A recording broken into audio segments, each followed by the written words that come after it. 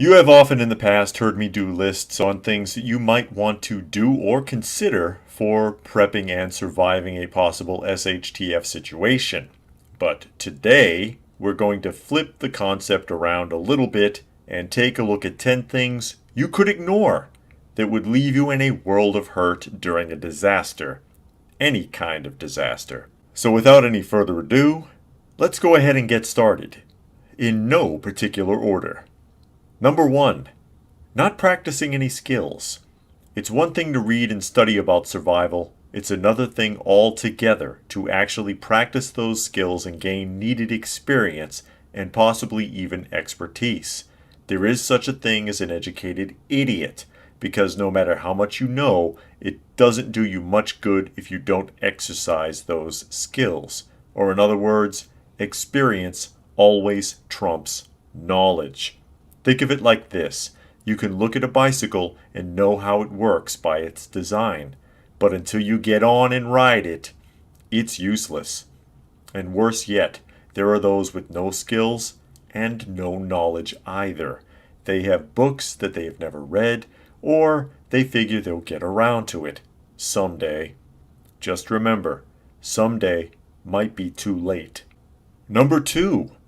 Having too many guns. I know this is a hard concept to swallow. I love my guns as much as the next guy.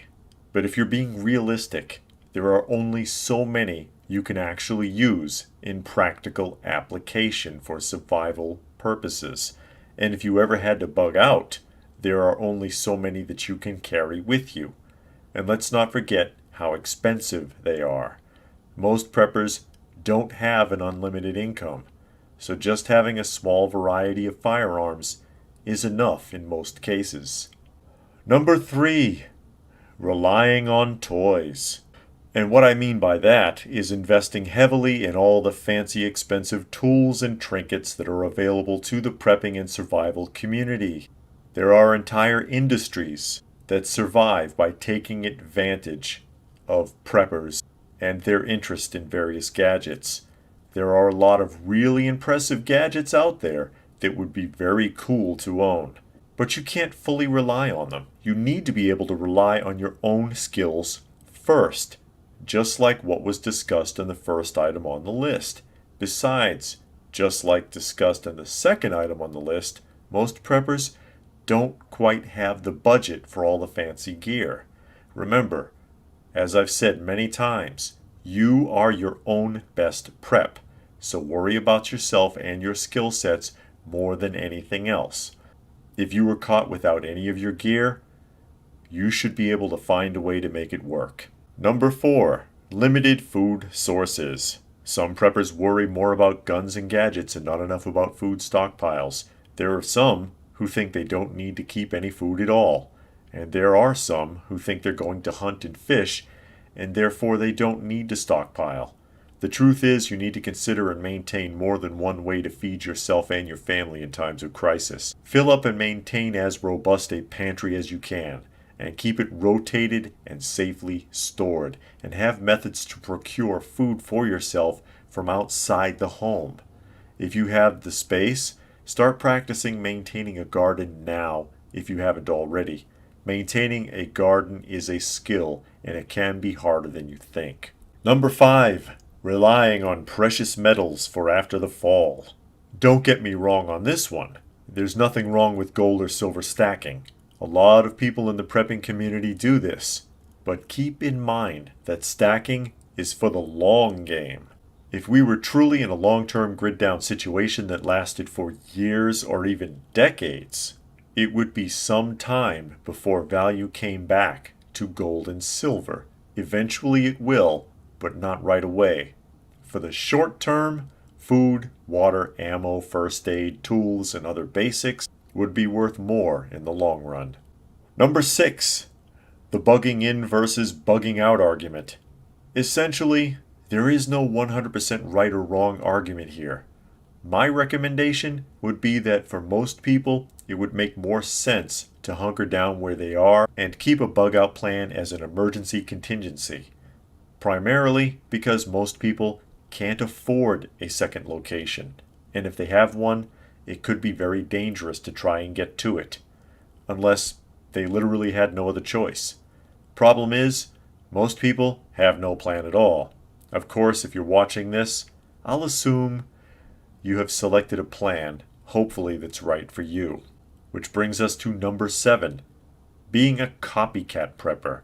Just like I had previously suggested with bugging in versus bugging out, you need to make a plan that's right for you, not everyone else. No matter how good someone else's methods or suggestions might seem, they may not be what's best for you and your family personally. Take a piece of this and a piece of that from various sources and formulate your own best plan of action to keep you and your family safe and well cared for in times of crisis. Number 8, having no plans at all. Picking right up from the last point, there are those who literally have no plan of action, even from within the prepping community. They figure they have enough stuff stockpiled so that whatever comes down won't really affect them. So they have no plan, and they've run no drills. Their preparedness is rooted entirely in what they own, or even perhaps on their skills. But they've never considered creating a plan of action for facing a crisis situation, which could leave them in a panic when things go down and they aren't sure exactly where or how to start. Number 9, preparing to be a prepper pirate. You know the type I'm talking about. Those preppers whose plan it is to seek out other preppers and raid them, kill them, and steal their goods. This is a bad plan, and I've discussed this before in detail in specific videos on the subject. You are attacking people who are often prepared already to deal with raiders, and they will likely kill you.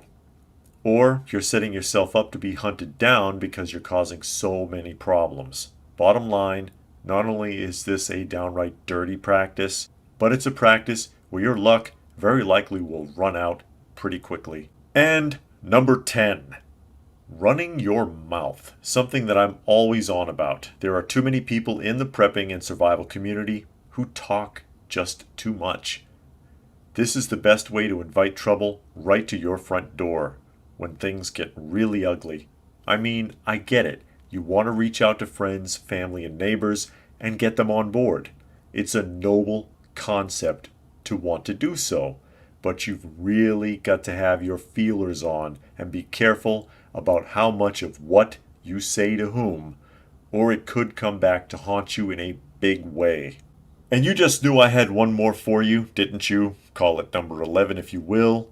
Relying on the system. This is a stab at all those people out there who don't prepare at all because they expect the government to swoop in and save them.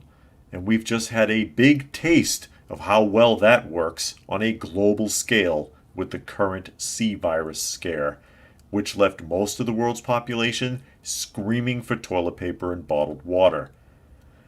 If these people had even a minimum 3 weeks backup supply in their homes, there wouldn't have been a problem. And do you know what the sad part really is? Most of them still won't prepare, even after what they've just experienced. Most people never learn their lesson.